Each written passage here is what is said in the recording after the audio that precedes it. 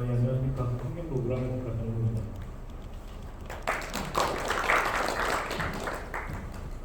저는 이제 오늘 우람경 정책 방향에 대해서 발표를 드리겠는데요.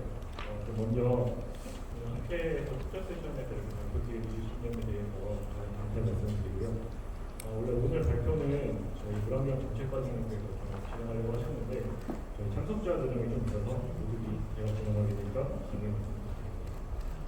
그리고 제가 이제 안내받았을 때 15분으로 좀 발표 시간을 안내받아서 조금 짧게 진행될 수 있는 점 좀 양해해 주시면 감사하겠습니다.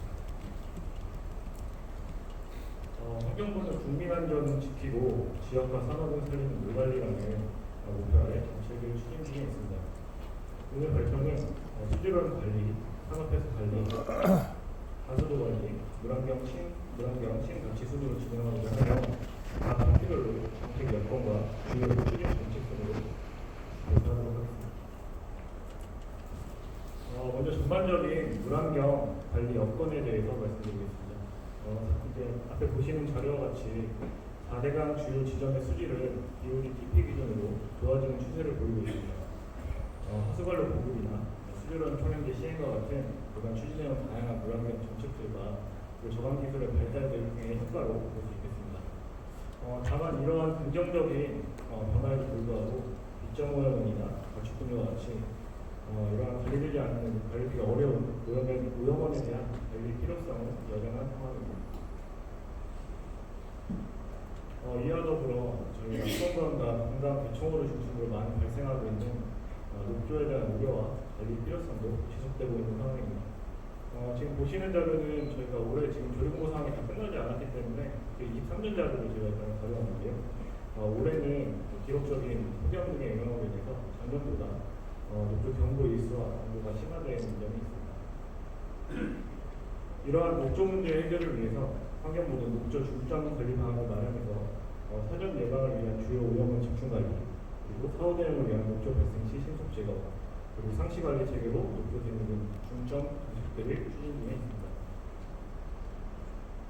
주요 추진 과제로는 녹조 사전 예방을 위해서 고농도 오염원 관리를 강화했습니다.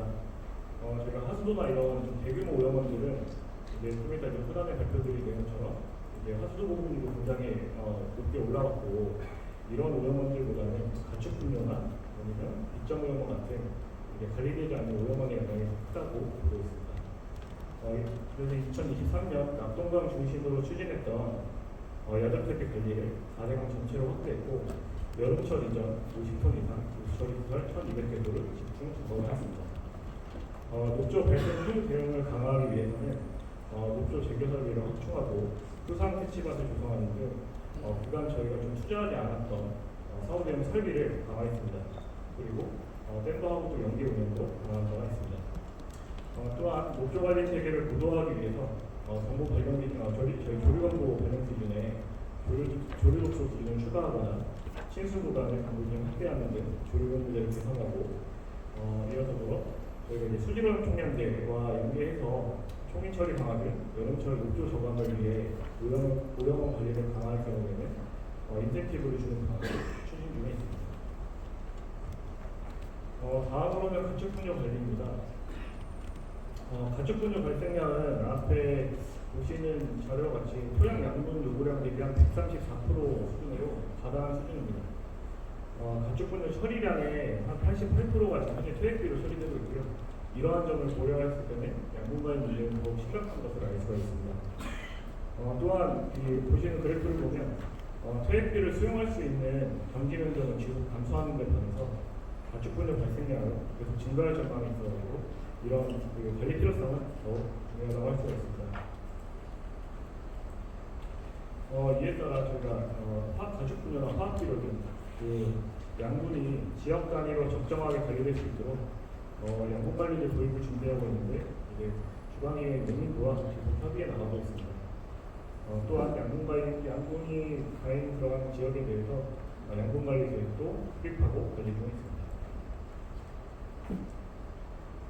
다음으로는 이제 앞에서 말씀드렸던 것처럼 현재 가축분뇨가 퇴액비 중심으로 처리되다 보니까 이제 가축분뇨의 처리 공식을 다변화하기 위해서 이제 바이오차, 350도 이상으로 고온 산하에서 토양 계량제 등으로 활용 가능한 바이오차나 이제 우분의 볏짚을 혼합한 고체열기는 가축 분뇨 자원화를 이제 확대하기 위해서 시범 사업과 연구 및 제도 개선도 함께 추진 중에 있습니다. 다음으로는 이제 빗점 오염 관리입니다. 사실 앞서 말씀드렸던 이제 가축 분뇨와 빗점 오염원이랑도 이제 많이 연결가 되는데요. 이제 계량과 관리가 용이한 점 오염원에 비해서 굉장히 관리가 어렵습니다. 그리고 앞서 말씀드린 폐획비 문제와 연계돼서 축산계에 관한 가장 높은 실정입니다. 또한 옆에 보시는 자료와 같이 도시와 농촌에 따라서 배출 특성이 달라서 각 지역에 맞는 맞춤형 대책이 필요합니다. 이러한 문제를 해결하기 위해서 도심에서는 우수관으로 모아진 초기 강물을 우선 처리할 수 있도록 전리시설을 설치하거나 아니면 현재 기존에 저희 운영하고 있는 유수지나 아니면 완충 전리시설 등 기존 시설들과 빗점 저감 능력을 연계해서 다기능 시설을 운영하는 방안도 추진 중에 있습니다. 또한 농촌 지역에서는 축사 밀집지 등의 통합 상시 처리 시설을 시범 설치하거나 이러한 고농도 오염물질 발생 지역에 대해서 저감 대책을 집행하고자 합니다. 다음은 산업폐수 관리 여건입니다. 전국 배출시설 중에 91%가 오동시설로 소규모 시설에 해당되고요. 대부분 공공 처리 시설로 연계 처리되고 있습니다. 그런데 다만 전국 폐수관로의 한 39%가 20년 이상 노후화된 상황이라 관리가 필요합니다. 이러한 점에 대해 이러한 인프라의 노후에 더해 최근 미화오염 물질이나 2차 전지와 같은 신산업과 연계해서 고농도 연분 등의 새로운 오염 물질에 대한 우려도 있는 상황입니다. 이러한 문제를 해결하기 위해서 먼저 안전한 폐수 관리 인프라 구성을 위해 완충전리 시설과 폐수관로 기술 진단을 의무화하도록 그런 물환경 보전법을 개정한 바가 있습니다. 우선 국가 완충전리 시설 대상으로 기술 진단 시범 사업을 추진 중에 있으며 또한 노후화된 폐수관로를 개량하고 완충전리 시설의 설치를 확대하는 등 인프라 개보수와 확대 또한 지속 추진 중에 있습니다.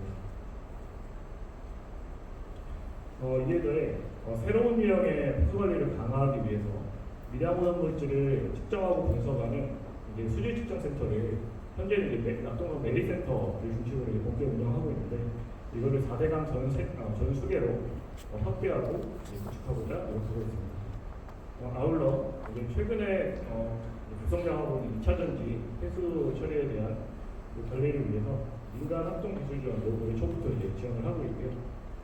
고농도 연폐수에 의한 해양 생태 특성 측정 정밀도를 높이기 위해서 기존에 이용했던 해양 생물종이 물벼룩에 더해서 민감도가 약 2배 정도 높은 윤충류까지 죄송합니다. 이 자료가 조금 보완이 안 된 것 같은데요.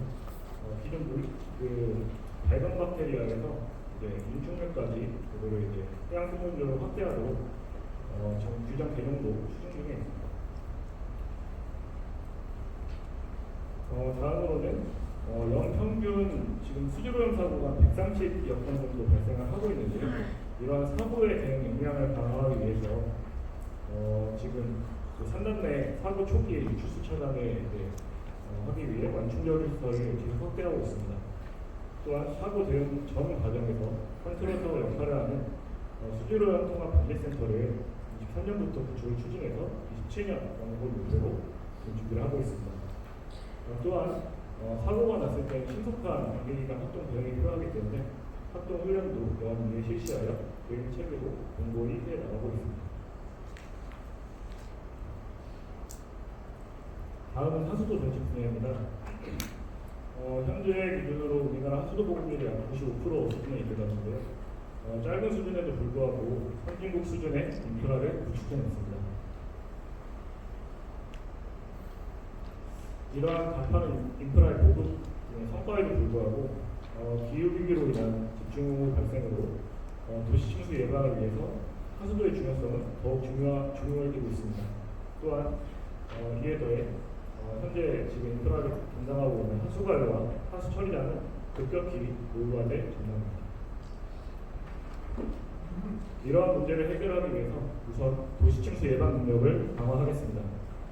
하수도 조정관리 지역 지정을 확대하고 방암은 서울역 대심도 비굴터널을 2028년 준공 목표로 추진 중에 있습니다. 또한 장마철 홍수 소통 능력 확보를 위해서 이제 장마철 전에 빗물맞이 점검을 이제 철저히 시대 조사하고 대구시는 5개 지역에 대해서는 스마트 도시침수 대응체계 구축을 추진 중에 있습니다. 또한 이제 도시침수 예방 능력에 더해서 수질 보존을 위한 하수처리 강화를 위해 하수처리장의 총질서 방제수 수질 기준을 강화해 나가는 한편 유역별 맞춤형 기술 지원을 위한 유역 하수도 지원센터도 4대강 전체를 확대하고 노후화된 하수관로의 교체 및 보수와 함께 추가 정밀조사 계획도 수립해 나가겠습니다. 지금까지는 기존의 전통적인 물환경 장치의 수질 관리에 대한 내용이었다면 지금부터는 물 재이용과 바이오가스 등 물환경의 새로운 가치에 대한 정책 내용을 공유하겠습니다. 먼저 물 재이용의 필요성입니다. 기후위기로 인해서 오늘 주제도 이제 기후위기인데요. 기후위기로 인해서 어느 지역에서는 가뭄이 발생하고 어느 지역에서는 홍수가 발생하고 있는 상황입니다. 이러한 이로 인해서 이제 국지적 가뭄이 심화되고 있는데요. 또한 이제 산업의 고도화됨으로 인해서 미래 물 수요는 증가하고 있는 시점입니다. 이에 반해 현재 물 재이용량은 전체 물 이용량의 4% 수준으로 이러한 기상 여건의 변화나 산업 수요 등을 고려할 때는 물 재이용의 확대는 필수라고 할 수 있습니다. 먼저 이러한 용수 수요 등에 대응하기 위해서 물 재이용 방역 공급망 구축을 추진하겠습니다. 올해 11월 하수 재이용수 방역 공급망 구축 방안을 마련하고 여수, 청주, 보령, 상주 선단에 연간 4,400만 톤의 재이용수 공급을 추진해 나갈 예정입니다. 또한 물 재이용 관련 재정 지원 범위와 재이용 범위 그리고 공급 기준을 개선하기 위해 관련 법 및 규정 등을 재개정 추진 중에 있습니다. 우선 재정 지원 대상에 온배수 재이용을 포함시켜 지원 범위를 확대하고 냉각수 재이용 가능 범위를 현재 발전 과정 냉각수에서 공장 내 생산 공정도 포함시키는 방안을 검토 중입니다. 또한 하수 재이용 공급 기준을 현재 최종 방류구 후단에서 최종 방류구 전단까지로 확대하도록 하수도법 관련 규정 정비도 검토 중에 있습니다. 다음으로는 바이오가스 정책입니다. 음식물, 가축분용, 하수찌꺼기 등 유기성 폐자원은 지난 10년간 12%가 증가했습니다. 앞에서도 계속 반복적으로 말씀드렸던 가축분용 문제가 이제 여기서도 또 반복이 되는데요. 여전히 대부분의 유기성 폐자원은 퇴액비나 사료화로 처리되고 있어 그런 실정이고 그간 감염병, 동물 복지, 영양제 감소, 탄소중립 선언 등 사회적, 정책적 여건으로 새로운 처리 방식이 필요한 상황입니다.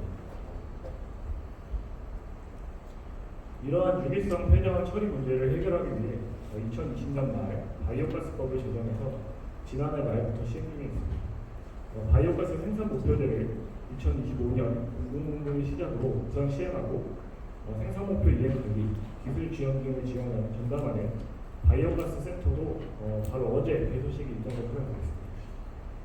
또한 바이오가스 정책이 현장에 안착될 수 있도록 생산 확대를 위한 생산시설이 현재 110개소에서 2030년 140개를 목표로 설치 확대를 추진하고 재정 지원 대상도 공공에서 민간까지 확대해 나갈 예정입니다.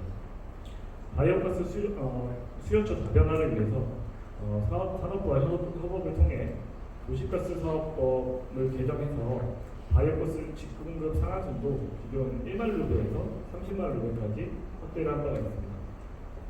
이에 더해 실증화 R&D도 함께 추진 중에 있습니다. 여기까지 물환경 정책 방향에 대해서 보고 드렸는데 여기 자료를 보시면 저희 이제 과장님과 저희 과에 있는 다양한 공격 교육진 직원들께서 만든 자료인데 저희가 국회나 아니면 이제 물환경 정책에 대해서 이제 처음 접해보시는 분들을 위해서 만든 자료입니다.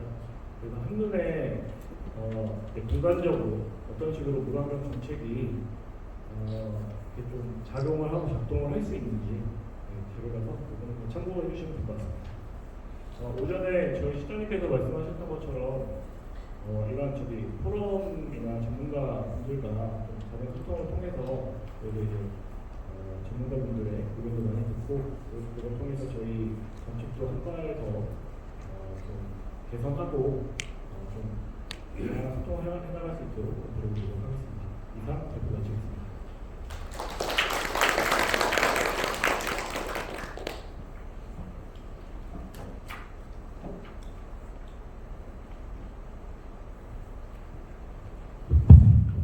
수고해주신 전영호 상담께 다시 한번 박수 부탁드리겠습니다. 네, 다음은 두 번째 발제입니다. 강우 패턴 변화 및 극한 가뭄에 따른 수질 및 수생태 관리 방안에 대해서 환경연구원의 안종호 본부장님께서 발제해 주시겠습니다.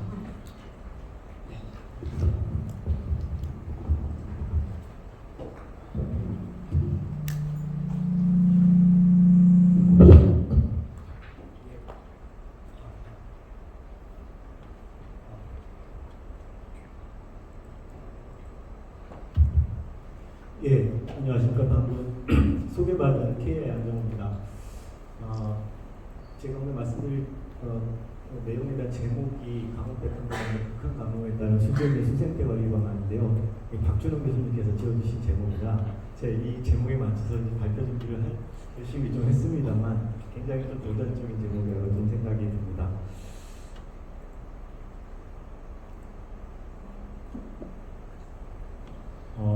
미국의 동부에 체사픽 베이라는 큰 항구역이 있습니다. 그 유역 면적이 우리나라보다 1.6배나 큰 유역인데 거기에 수질 관리, 물환경 관리를 위해서 많은 프로그램들이 돌아가고 있는데 그거에 대한 개념도가 되겠는데요. 실제 오염원이 인류가 발생된 오염원이 점이나 미점원을 통해서 하천 유역으로 유입되고 또한 에어쉐도, 그러니까 기상에서 침적되는 침전물에 의해서 똑같이 하천으로 유입돼서 이런 오염물이 하천을 흘러서 바다로 흘러가고 그에 따라서 오염원에 의해서 부산수 상태가 발생되면서 조류가 발생되는 패턴을 갖고 있습니다. 이 지역에서 그동안 많은 연구자들이 이 부분에 대한 메커니즘을 공부를 했고 연구를 했었습니다.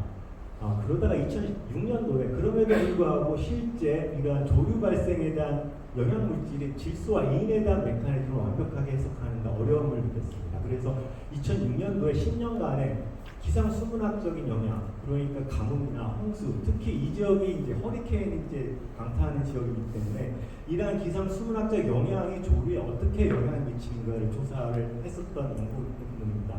그래서 여기에서 밝혀진 것은 기존의 오염원 컨트롤만 통해서 이러한 수질 관리를 하기에는 이제는 한계에 도달했다. 기상 수문학적 영향을 고려해야 된다는 것이 이 논문의 내용입니다. 올해 우리나라 강력한 폭염이 있었습니다. 그래서 녹조에 대한 이슈가 또 한 번 크게 부상이 됐었는데요. 사실 우리나라뿐만 아니라 전 세계적으로 조류 발생의 위험은 계속 증가되고 있습니다. 특히 이제 아시아 지역하고 아프리카 지역이 상대적으로 개도국이 많고 농업 지역이 많기 때문에 이를 통해서 발생되는 조류 위험도 굉장히 높다라고 얘기를 하고 있습니다. 주전에 말씀드린 대로 더 이상 조류에 대한 관리가 단지 오염원, 영양물질 N과 P에 대한 관리만으로 되는 것이 아니라 기후변화에 따른 기상 수문학적 영향을 고려해야 되는 상황에 처해져 있습니다. 또한 우리는 인간이 많은 여러 가지 오염물질을 만들어냅니다. 이런 오염물질은 우리 인간의 건강성에 위해를 주지만 또한 생태계에 굉장히 큰 영향을 줍니다. 생태계의 다양성을 훼손하고 생태계의 멸종을 초래하는 상황에 있습니다. 그래서 우리가 최근에 기후변화에 대한 얘기를 하면서 기후변화가 이전에 인류가 부닥친 앞으로의 큰 파도일 것이라고 얘기했는데 이거보다 더 큰 파도로 생물 다양성이 붕괴가 되는 것이 인류의 가장 큰 위협이 될 것이다. 이런 얘기를 하고 있습니다. 브레이킹 바운더리 아침에 기주연설에서 조경래 전 장관님도 이 슬라이드를 말씀을 해주셨는데 지구가 갖고 있는 적응 능력, 어떤 환경 요인을 가지고 이것이 어떤 위협이 됐을 때 이걸 다시 회복하는 능력이 어느 정도인가 2009년도부터 스톡홀름에 있는 연구진이 연구를 시작을 했습니다. 2009년 당시에는 7가지 분야에서 평가를 했고 그 중에 3가지만 이러한 바운드를 넘어서 더 이상 회복할 수 없는 상황이라고 판단을 했습니다. 그 3가지가 무엇이냐? 기후변화, 생물다양성, 그리고 질소 오염원이었습니다. 나머지 부분은 이 당시만 해도 과학적 기반의 데이터가 부족했기 때문에 평가를 할 수가 없었습니다. 하지만 이것이 점차 과학적 기반이 쌓이고 많은 연구가 진척돼서 2023년도에 발표한 걸 보면 9개 분야에서 6개 분야가 이미 지구가 감당할 수 있는 역량을 벗어났기 때문에 다시 원상복귀하기가 힘들다라고 얘기하고 있습니다. 이 9가지 분야는 기후변화, 생물다양성, 토지이용, 수자원, 그리고 영양물질이라고 얘기하는 N과 P, 또한 새로운 신규 오염물질이 되겠습니다. IPCC 기후변화를 위한 정부 간 협의체입니다. 연속적인 이 기후변화 관련된 연구 보고서를 많이 만들어냅니다. 이번에 6차 AR6 6차 보고서가 최종 23년도에 발표됐습니다. 그 보고서를 만들기 위해서 시리즈의 6개의 보고서를 만들어냅니다. 여기에는 기후변화에 대한 과학적인 증거, 기후적응, 기후완화, 또한 스페셜 리포트로 해양, 토지 이용, 온난화에 대한 보고서를 만들어내고 있습니다. 근데 여기 재미난 것은 여기에 보이는 숫자가 무엇인지 아십니까? 각각의 보고서를 만든 저자의 수입니다. 보고서에 따라서 다르지만 적게는 80명, 많게는 300명의 전 세계 과학자들이 모여서 보고서에 참여합니다. 이 앞에 있는 숫자는 뭔지 아십니까? 한국 사람의 참여 숫자입니다. 실질적으로 많은 연구진이 참여하고 있음에도 불구하고 좀 안타깝게 우리나라 사람들은 이 보고서 작업에 참여하는 숫자가 굉장히 적다. 심지어 개도국이나 전쟁이 일어나는 우크라이나 같은 국가에서도 저절로 참여하고 있는데 좀 우리나라가 좀 너무나 우리 한국 내에서 좀 국제적으로 네트워킹을 통해서 좀 이런 것에 참여하는 것이 좀 아쉽다. 이런 좀 생각이 들고요. 이러한 보고서를 기반으로 해서 2023년에 최종 종합 보고서를 만들었습니다. 이 보고서의 표지 모델입니다. 이거 어디인지 혹시 아시는 분 있으신가요? 우리나라입니다. 우리나라의 완주에서 순천간 고속도로 중에 구례 지역에서 찍은 사진입니다. 2021년도 기상청의 사진 공모전에 당선된 사진을 IPCC 보고서의 표지 모델로 실었습니다. 이 보고서의 이 사진의 제목이 새벽을 안개가 덮치는 새벽입니다. 그래서 안개는 기후변화의 불확실성을 얘기합니다. 기후변화가 불확실한 상황에서 이러한 고속도로의 빛을 밝히는 도로가 향후 앞으로 우리가 가야 될 인류가 가야 될 길을 제시한다. 그런 측면에서 이 사진을 표지 모델로 한 것 같습니다. 이 IPCC 종합 보고서에 보면은 크게 물 다양성, 식량, 건강, 복지, 도시, 정주 및 기반 시설, 생태계에 대한 평가를 했습니다. 여기에서 색깔로 진하게 나와 있는 부분들은 어느 정도 과학적인 증거가 있어서 기후변화로 인한 영향 평가를 할 수 있다고 봤습니다. 어떤 것은 악영향을 주고 어떤 것은 상대적으로 긍정적인 영향을 준다라고 얘기를 하고 있습니다. 근데 우리가 오늘 좀 중심이 되는 생물 다양성과 생태계는 여전히 과학적 기반이 부족하기 때문에 평가가 어렵다라고 판단을 하고 있습니다. 우리나라도 그동안 최근에 가뭄, 홍수에 대한 이벤트에 따라서 기후변화 영향에 대한 것을 피부로 직감하고 있고 많은 전문가들이 이러한 부분들에 대한 우려를 얘기를 하고 있습니다. 기후변화는 분명히 중요하고 앞으로 중요하게 잘 다루어야 될 내용인 것은 분명합니다만 한 가지 강조드리고 싶은 것은 이것입니다. 미래에 대한 기후변화 예측은 굉장히 불확실합니다. 현재 AR6 기반의 기후변화 시나리오 GCM이 약 55개 종이 있는데요. 55개 종에 대해서 각각에 대해서 미래를 예측한 결과를 나타낸 그림입니다. 2021년부터 20년 단위로 해서 2100년까지 4개의 그림이고요. 맨 오른쪽 게 세종 2080년에서 2100년도 X축이 온도의 변화입니다. 현재 대비 미래가 온도가 어떻게 변할까?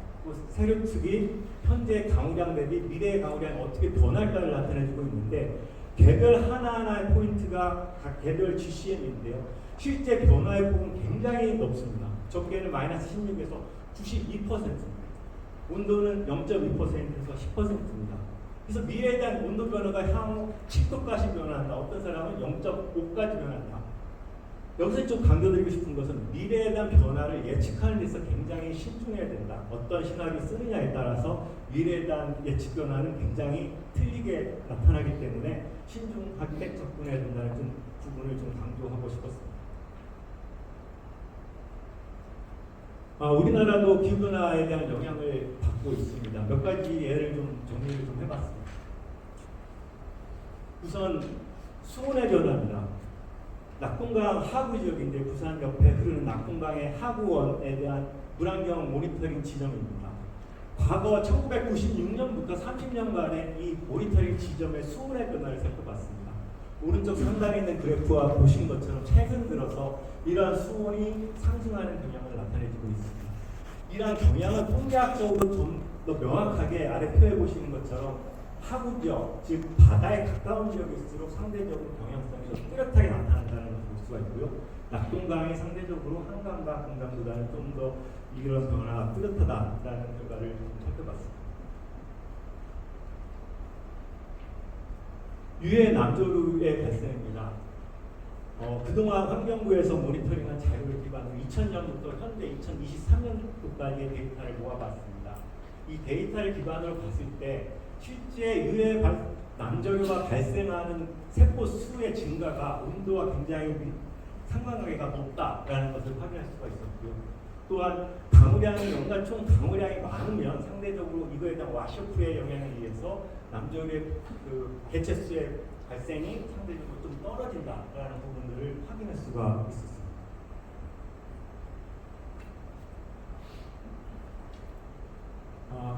FAO 그 세계 기상기구에서 전 세계를 인공위성으로 수표면의 표면적을 모니터링을 합니다. 이 그림은 우리나라에 대한 수표면적의 변화인데요. 2000년부터 현재까지인데 보시면은 2015년대 급격하게 수표면이 떨어지는 지점이 있습니다. 이 당시 2019년 우리가 잘 아는 가뭄이 있었습니다. 특히 이 중부 지역, 서부권, 강원도 지역의 가뭄이 심각했었는데 이 당시에 이 북한강 지역의 수생태 변화를 좀 살펴보면요. 어리와 저소형 대형 무척추 동물인데요. 2011년도부터 아래로 2020년도까지 개체 수에 대한 변화입니다. 소행강 때 상류부터 팔당 때까지의 변화인데 보시는 것처럼 2015년 이후에 이러한 개체 수가 급격히 떨어지는 영향을 볼 수가 있습니다.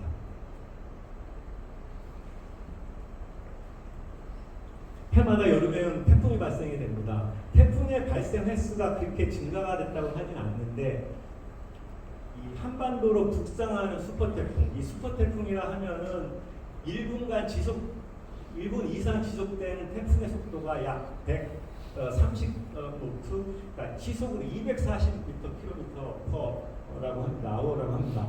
그만큼 빠른 슈퍼태풍이 발생해서 북방구로 더 높이 올라가는 빈도가 증가가 되고 있다고 합니다. 그 얘기는 우리나라에 미치는 영향이 좀 더 커진다라는 얘기입니다. 당연히 태풍 그리고 강우 일출에 발생되는 비정오염원은 많이 발생됩니다. 최근에 환경부가 발표한 북한강 상류 지역에 대한 비정오염원에 대한 모니터링 결과입니다. 오른쪽 상단을 보시는 것처럼 북한강과 남한강에 대해서 이 건기 시치와 우기 시의 이 흙탕물의 발생 변화를 모니터링했는데 이 건기 시에는 어느 정도 저감 효과가 그동안 지속적인 정책 추진을 통해서 저감된 것을 볼 수가 있지만 여전히 우기 시에는 이러한 그 토사 유출이 오히려 증가가 되기 때문에 좀 더 이러한 영향이 기후 변화이었던 이러한 강우 유출에 대한 영향이 좀 더 커지고 있다라고 볼 수가 있을 것 같습니다.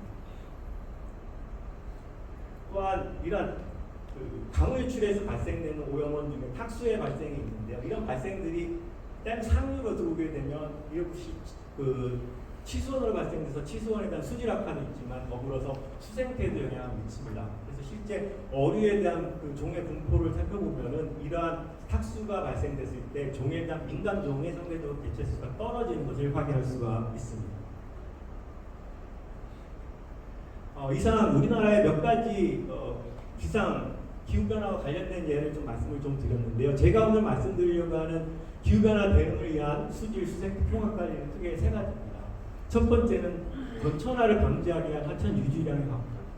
두 번째는 오염원 관리, 특히 강우 유출에 대한 오염원 관리를 지금도 충실히 하고 있는 부분이 있습니다만 더 강화를 해야 된다는 부분이고요. 세 번째는 통합 관리입니다.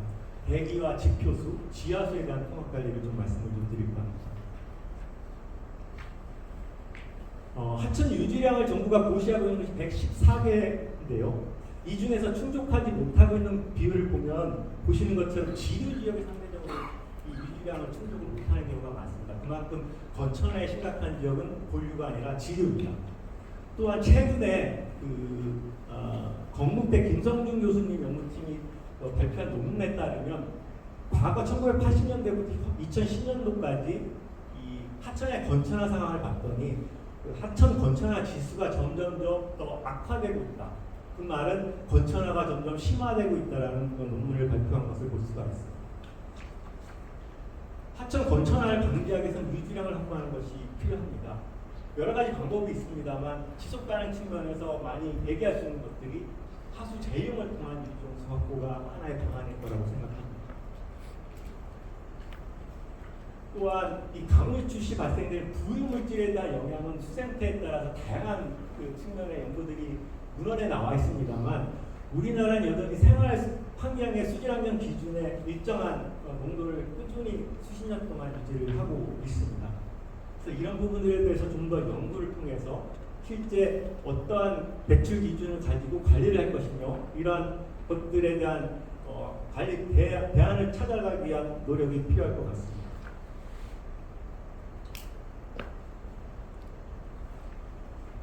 통합관리는 또한 하구 연안과 이 댐 상류부터 하류까지 하천과의 연계가 중요합니다. 하천은 생태계의 보고입니다. 이러한 지역이 실제 오염원은 주로 상류에서 옵니다. 특히 해양 쓰레기는 굉장히 심각합니다. 연간 약 17만 톤이 발생되는데요. 이 중에 약 67%가 상류 지역에서 발생이 됩니다. 조사된 연구 결과를 보면은 4대강 지역 중에 특히 영산강에서 배출되는 쓰레기가 월등히 높고요. 그 다음 낙동강, 한강, 금강에서 발생되는 쓰레기를 조사한 결과가 있습니다.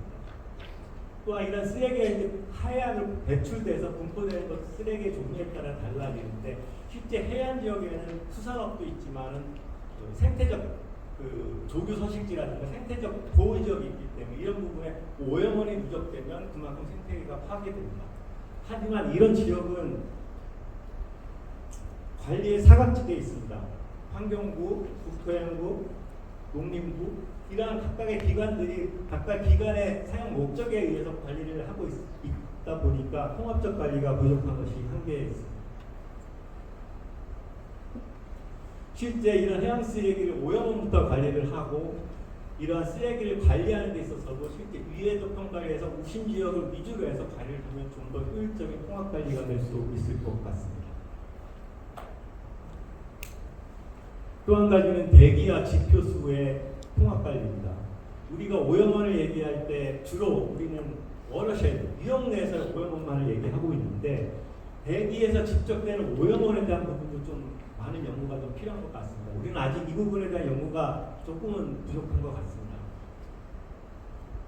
다시 그 미국의 체사픽 베이를 돌아가 보면요, 이 지역이 수질 관리를 위해서 대기 침접에 대한 질소 오염 부하가 굉장히 높다라고 판단하고 이거에 대한 모니터링 그리고 모니터링한 결과를 수질 모델에 반영해서 모델 결과를 통한 그 정책 반영을 하는 이러한 것들을 하고 있는데 반해서 우리는 좀 대기 침접에 대해서는 조금 더 연구가 그리고 이런 정책 활용이 아직은 못 되고 있는 부분이 좀 한계인 것 같습니다. 또 하나는 지하수와 지표수의 통합 관리입니다. 왼쪽에 보시는 것은 ESNT의 논문인데요. 똑같이 체사픽 베이의 하천의 질소의 농도가 지하수에서 발생되는 나이트레이트에 의해서 굉장히 영향을 많이 주고 그에 따라 수생태에 영향을 준다라는 논문입니다.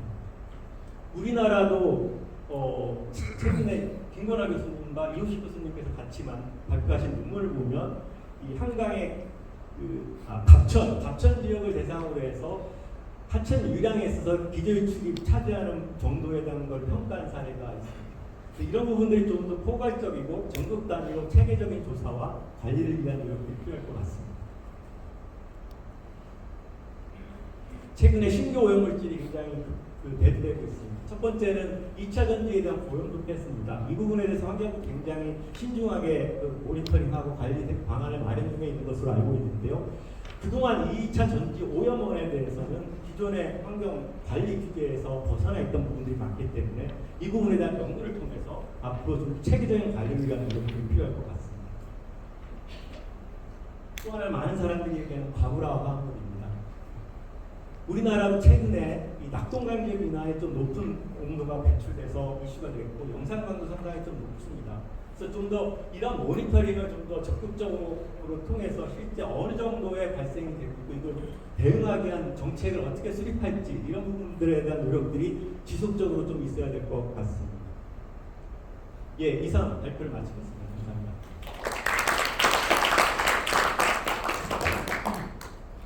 제주신 안종호 본부장님께 다시 한번 큰 박수 부탁드리겠습니다.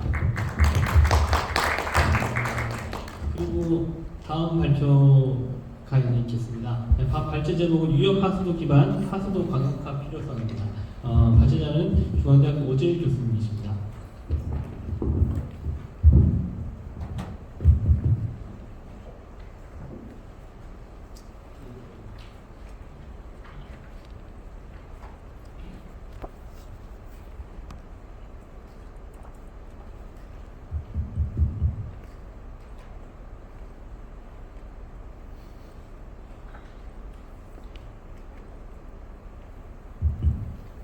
네, 반갑습니다. 중앙대학 오재일 교수입니다.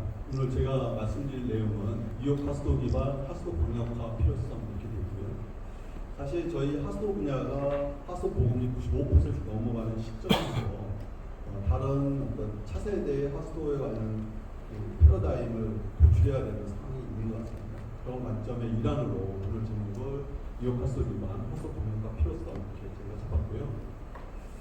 오른쪽에 있는 그림 잠깐 보시면 1m km 격자단위랑 장내 인구 변화 이렇게 있어요. 잘 보시면 보겠지만 수도권 지역의 해당 부분만 인구가 유지되고 그 나머지 지역들 아마 굉장히 심각한 인구 감소가 예상될 것 같습니다.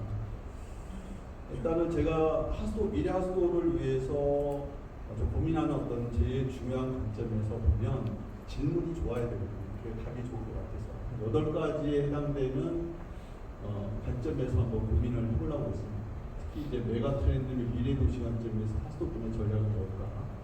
기후 위기 시대에 대응하는 하수도 분야 전략, 탄소 중립 구현을 위한 하수도 분야 에너지 자립화 전략, 도시 재생을 위한 하수도 새로운 가치 찾기 방안, 특히 이제 오늘 주제랑 관련이 되어 있는데요. 사회 변화에 유연한 하수도 구축, 그다음에 물관리 일원화 시대에 발맞춘 하수도 분수란 강화 방안, 재정 및 전문의적 부족 시대를 맞이하는 하수도의 적극적 극복 방안, 국제 경쟁력을 갖추는 하수도 물산업과 아린 육성 방안 뭘까 이런 고민을 가지고 미래 하수도 분야가 어떻게 진행될지를 고민하는 그런 내용이 될 것 같습니다. 특히 이제 오늘 주제로 얘기한 사회 변동, 특히 인구 감소와 지방 소멸이라는 키워드 하에서 여러 가지 내용들이 있습니다. 위에 내용 보시면 다들 들어보셨을 것 같아요. 인구 감소, 지방 소멸, 저출산, 고령화, 축소 사회 도래, 초고령 사회 진입, 생산 연령 인구 감소, 성장 없는 세상 이런 내용들 이게 하수도에도 영향을 미칠 수밖에 없는 상황인 것 같습니다. 특히 이제 통계청의 어떤 내용을 어떤 추계를 보시면 장래 인구 추계를 보시면 2022년도부터 그 무시무시한 피크아웃이라는 것이 여기도 적용되거든요. 우리나라 전체 총인구가 이제 감소에 들어가기 시작했고, 그 다음에 인구 성장률 자체도 피크아웃이 시작이 되는 이런 시점이 되겠습니다. 그 다음에 그 전체적인 그 일환으로 자연증만 당연히 안 되죠. 출생아와 사망자의 괴리가 점점 커지기 때문에 자연증과는 당연히 없을 수밖에 없는 상황인 거고요. 근데 이런 것뿐만 아니라 총 인구에 관련된 뿐만 아니라 이게 그 구성비라든지 그다음에 생산 연령 인구라는 이런 관점에서 보면 하수 산업에 미치는 영향이 더 크게 와닿을 수밖에 없는 그런 상황인 것 같습니다. 그런 부분들도 한번 보실 수 있고요.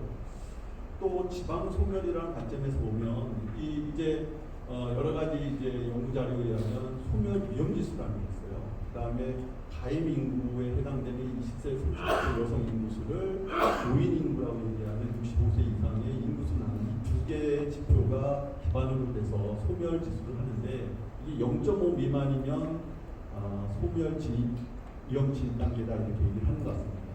특히 이제 0.5 관련돼서 대도시 지역은 안전할까라 생각을 했지만 부산이 이미 0.5 밑으로 꺼지고 있거든요. 우스갯소리로 부산을 표현할 때 노인과 바다만 있다 이런 얘기를 해요. 그 말이 그대로 적용될 수 있는 그런 통계 자료가 지금 있다 보니 이런 인구 소멸 지역에서의 하수도는 과연 어떻게 앞으로 미래가 될 것이냐 이런 부분도 고민할 수밖에 없는 그런 내용 같습니다. 그 다음에 전체적인 내용입니다. 소멸 지역 해당되는 부분들, 대도시 지역, 도시 지역 뺀 나머지 충남, 충북, 전남, 전북 이런 부분들은 더 이제 심각한 문제가 발생할 수밖에 없는 지금 현재 상황인 것 같습니다. 이게 그 해당되는 내용을 그래프를 이제 보여주는데 소멸 위험에 해당되는 붉은색하고 주황색 분야가 아주 그냥 단풍 지금 피듯이 전국에 이제 펴져 있어가지고 아주 고민스러운 그런 상황이고 이 지역에 해당되는 하수도는 과연 어떻게 미래가 보장이 될 것이냐 이런 고민을 할 수밖에 없는 상황인 것 같습니다. 근데 사실 저희가 어떤 이 관련된 내용에 사회변화되는 인구 감소하고 지방 소멸에 해당되는 이 관점에서 대책을 할 수 있는 근거 자료가 있느냐 없는 건 아니거든요. 그 중에 가장 큰 부분이 이런 뉴욕 하수도 정비 제도가 원래 있었습니다.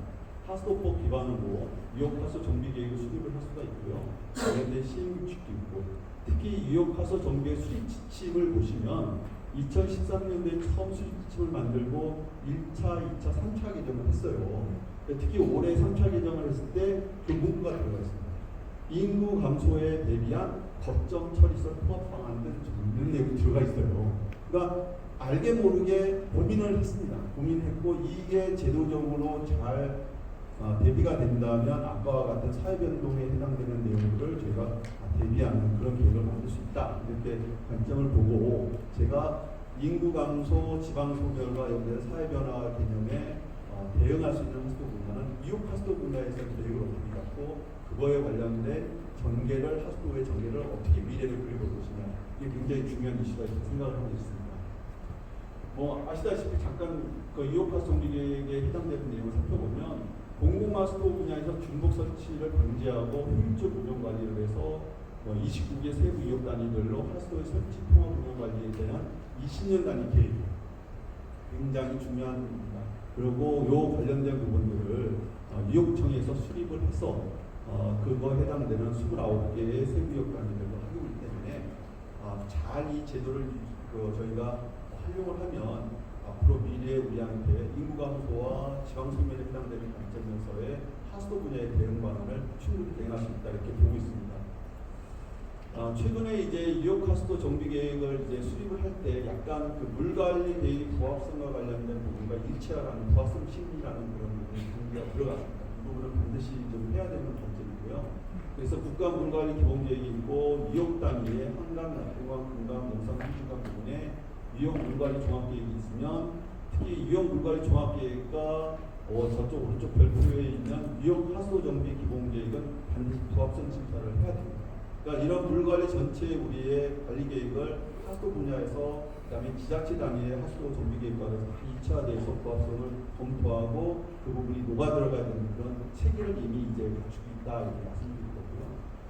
뉴욕 하수도 정비 수치침 보면 앞에서 말한 여러 가지 개념들과 이런 것들을 이제 반영을 해서 만들었을 텐데 생각은 또 그렇지는 않습니다. 이 지침에 이제 어떤 구성과 실장 46절로 되어 있는 구성을 보면 이런 느낌이 들어요. 앞에는 호랑이 그리려고 노력을 했는데 이 계획의 실행 계획은 악만의 디테일이 있다고 호랑이는커녕 그냥 고양이 정도만 그리는 구성으로 되어 있다. 이런 느낌이 있을 수밖에 없습니다. 나중에 이런 부분들도 저희가 좀 개선을 해야겠다는 생각이 들고 있고 29개 세부 이용 단위로 뉴욕청에서 뉴욕 하수 정비 계획을 수립을 하고 있습니다. 근데 이 제도가 실행한 지 꽤 됐어요.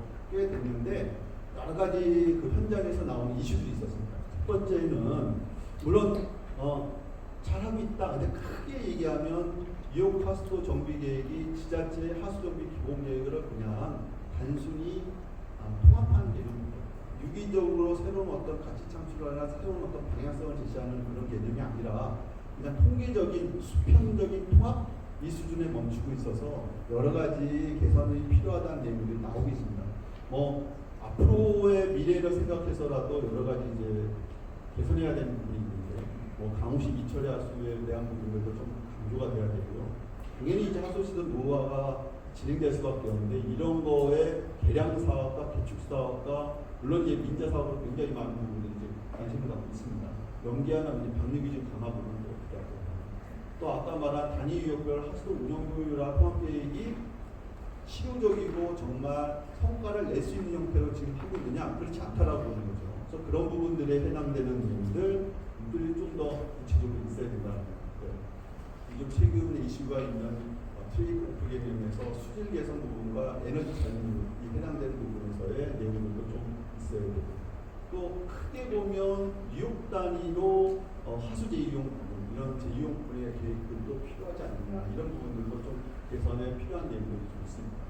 그다음에 기후변화 기후위기에 관련된 재해 관점에서의 선제적 위기관리 체계가 있어야 되는 거 아니냐라는 것들. 그다음 오늘 제가 이제 특별히 주제를 갖고 한 사회변동 인구 감소에 따른 이런 창의적인 위협변을 물관리 계획이 뉴욕 하수도 계획에 잘 녹아져 있지 않다 지금 그거를 좀 어떤 식으로 좀 해야 되느냐.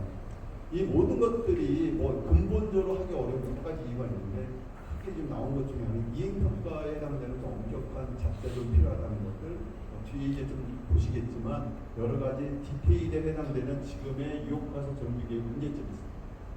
첫 번째 하나는 뭐냐면 뉴욕계획 수립 주체가 뉴욕청에서 나오거든요.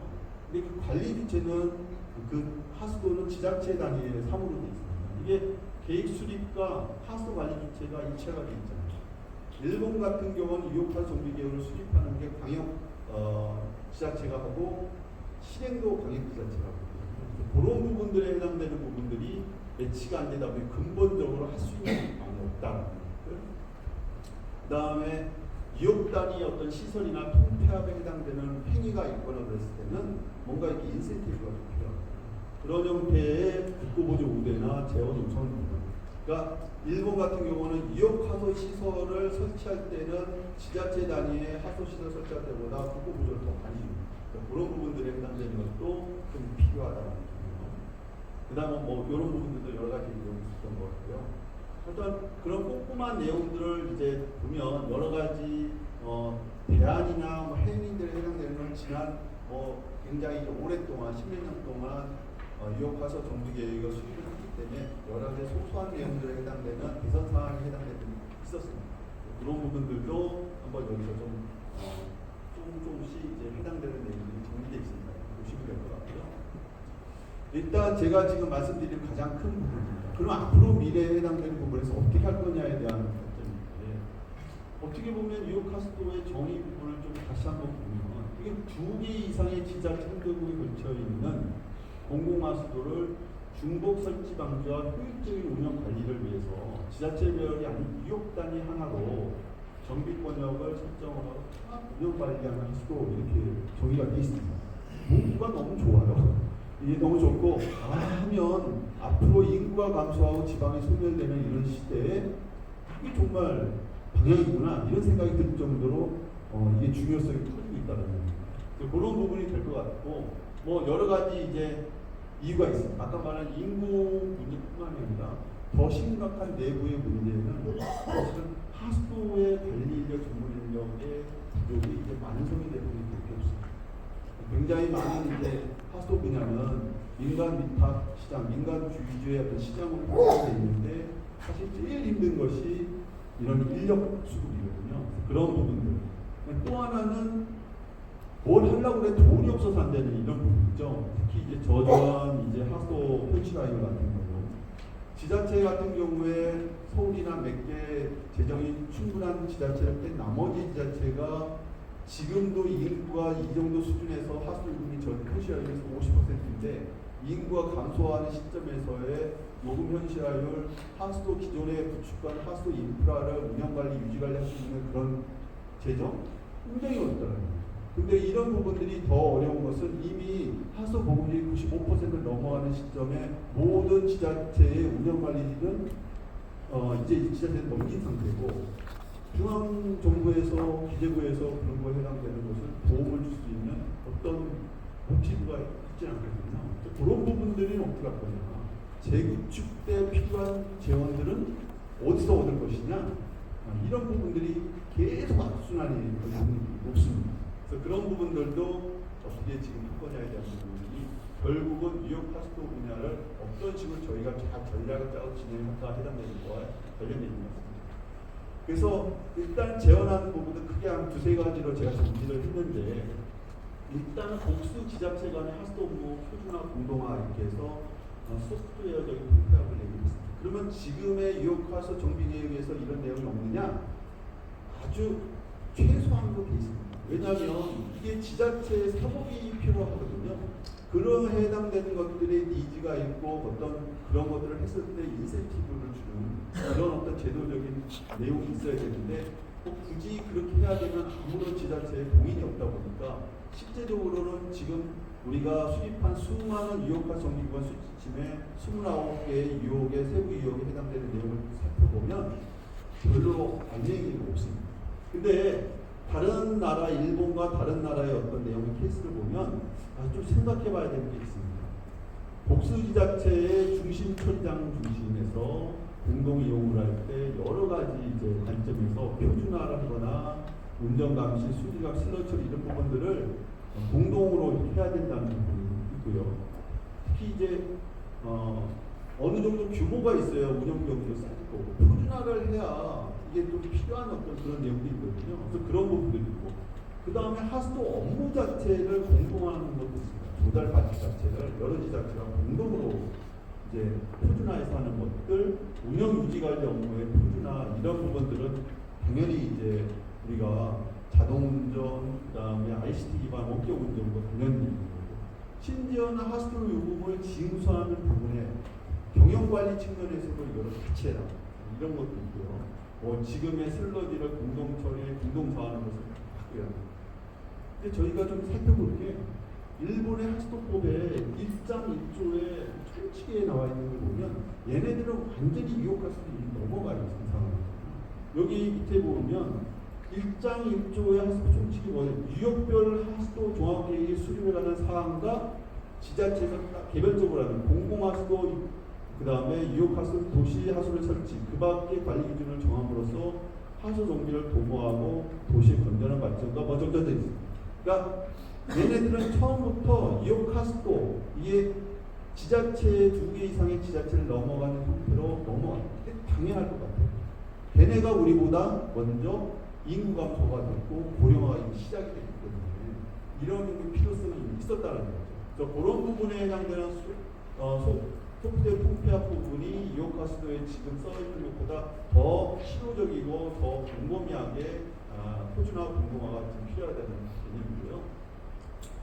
지금 현재 유역청 밑에 법에 의해서 그 유역하수 지원센터를 공단이 운영하는 것이 한정이 돼 있고 나머지가 할 수 있다 보니까 앞에서 해당되는 그런 기술적인 어떤 제도적인 부분들을 지원할 수 있는 체계도 이미 좀 갖춰지지 않았나 이런 생각이 듭니다. 아마 유역하수 지원센터의 역할 중에서 앞에서 제가 제시했던 소프트웨어 통폐합을 위한 여러 가지 내용들에 대한 고민을 좀 해야 되지 않나 생각이 들고요.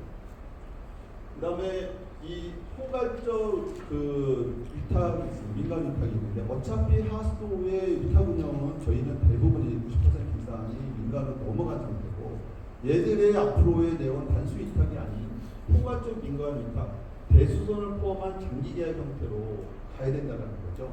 근데 이 부분이 규모의 경제를 잡아야 되는 형태로 해야 됩니다. 그래서 일본은 좀 더 독특하게 일본 하수사업단에서 지자체를 지원하는 발주 자체를 통합해서 제안하는 그런 것도 있고 아니면 직접 발주 관리를 지킬 위탁을 수행하는 방법 아니면 민간 사업들 기술적 지원하는 이런 형태를 하는 기간이 좀 있는 것 같은데 뭐 그거를 꼭 만들라는 개념이 아니라 우리도 어떻게든 유연하게 제도를 이용을 하면 그런 기능을 아까 공단에서 지원센터나 이런 데서 할 수도 있지 않을까라는 생각이 듭니다. 그런 부분이고 이제 여기서부터가 이제 좀 고민입니다. 자, 소프트웨어적인 통폐합은 어느 정도 실현이 가능하겠지만 지자체 2개 이상을 넘어가는 형태의 광역 형태의 하드웨어적 통폐합이 가능할 거냐? 원래는 지혜하는 바는 그거였습니다. 뉴욕 카스토 제도가 만들어졌을 때는 단계별로 갔을 때 소프트웨어적인 최적 관리 부분이 있었다가 그 다음에는 일본과 같이 하드웨어적인 형태의 하수도가 있어야 되지 않느냐 이런 거거든요. 일본의 하수도는 공공하수도, 유역하수도, 도시하수도 이렇게 돼 있는데 위에 두 개를 보고 공공하수도는 이제 지자체에서 관리하는 하수도고 그 광역지자체에서 관리하는 유역하수도가 있거든요. 이거는 사실 우리나라 경기도나 뭐 이런 데서 관리하는 형태로 보시면 될 것 같은데 이런 부분들이 어떻게든 지자체 간의 광역적 연대를 협의를 구성을 해서 가야 되는데 생길 수밖에 없다는 거죠. 이게 처리구역 통폐합이 필요한 데가 있어요. 그럼 시설을 통폐합을 하고 인구가 이게 너무너무 이제 줄어들면 어느 부분은 처리구역을 다운사이징 빼내서 개인 호수 처리시설로 해야 됩니다. 근데 이게 쉬운 얘기가 아니거든요. 하수 처리구역이 있다가 그걸 떼가지고 주민들이랑 설득을 해서 여기는 앞으로 하수서비를 제공하지 못합니다. 왜? 유지관리 측면에서 이제 문제가 생기고 인구가 너무 주니 이 부분은 개인 호수 처리시설로 각자 알아서 해야 된다. 이런 얘기를 해야 되는 거죠. 이런 부분들, 이런 것들이 있습니다. 많이 이미 일본 강요는 갖고 앞으로 목표가 더 있다는 거예요. 근데 이게 우리한테 입장에서 보면 좀 시사점이 있는 것 같습니다. 그런 부분들이 있는 것 같고 개념도로는 뭐 당연히 간선으로 이어서 뉴욕의 처리장을 주면 그런 부분들이 해당되는 것을 갖지 않을까 싶습니다. 마지막 그림인데 어느 처리구역은 다운사이징이 될 수밖에 없고요. 인구가 감소하니까 어느 처리구역은 뭐 관로를 설치해서 처리장을 중점 처리형으로 운영을 해야 돼요. 또 이상하게 도시와 집중화된 경기도 지역, 서울 지역 이런 것들은 또 다른 차원의 통합 관리가 필요할 겁니다. 이런 부분들을 종합적으로 다 해서 앞으로의 미래 하수도를 위한 뉴욕 하수도 기반 운영이 전개되지 않을까 저는 그렇게 생각합니다. 네, 여기까지 마치겠습니다.